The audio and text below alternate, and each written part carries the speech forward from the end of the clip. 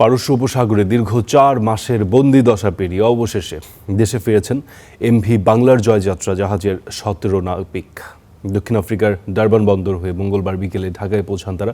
বিমানবন্দরে নাবিক আর স্বজনদের সাক্ষাতে তৈরি হয় আবেগঘন এক মুহূর্তের।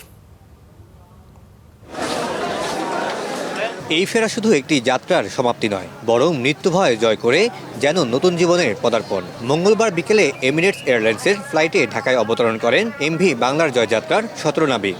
মাঝপথে আমরা গেছিলাম, যার পর আমাদেরকে ফেরত দিয়ে দিয়েছে। তখন ভিতরে একটা ভয় কাজ করছিল।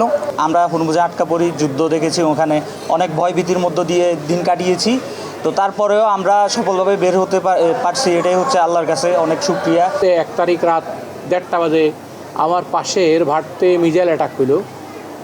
তখন ওখানে একটা অয়েল ট্যাঙ্কার ম্যানিফোল্ড ছিল, আগুনটা একদিন জ্বলছে, ৬টা টাক পানি দিয়ে আগুন নিভাতে পারে নাই। এবং তখন এমন হয়েছিল যে অয়েল ট্যাঙ্কারের ওখানে ৪০টা ট্যাঙ্ক ছিল, একটা ট্যাঙ্ক বাস্ট হলে আমাদের জাহাজটাও বাস্ট হয়ে যায়। দীর্ঘ ১১৫ দিনের আতঙ্ক কাটিয়ে অবশেষে নিজ ভেটায় নাবিকরা। প্রিয় মানুষকে কাছে পেয়ে তৈরি হয় আবেগঘন মুহূর্ত। ফিক্সড এমবি ছিল, 50 এমবির মতো ওরা খরচ করতে পারতো। তো 50 এমবি দিয়ে আসলে কতটুকু কল করা যায়, কিভাবে দিন কাটাচ্ছে ওরা, সেগুলো নিয়ে আমরা অনেক চিন্তিত ছিলাম। এখন ফিরে পেয়ে আসছে, ভালো লাগছে অনেক।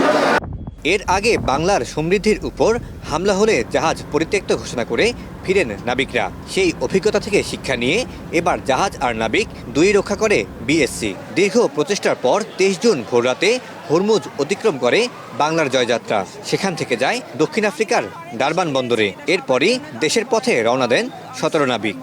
আমাদের জাহাজটা বেরোতে পারতো না। আমাদের ম্যানেজমেন্ট, বিশেষ করে আমাদের কমোডর মোহাম্মদুল মালুক স্যার অত্যন্ত প্রুডেন্সের সহিত এই ডিসিশনটা নিয়েছিল। যদি না হয়তো আজকেও জাহাজ এখানে স্ট্যান্ডার্ড থাকতো। কোনো ক্ষয়ক্ষতি ছাড়া জাহাজ এবং নাবিকদের মুক্ত করে আনা সমুদ্রপথে বাংলাদেশের কূটনৈতিক দক্ষতার দৃষ্টান্ত বলছেন সংশ্লিষ্টরা।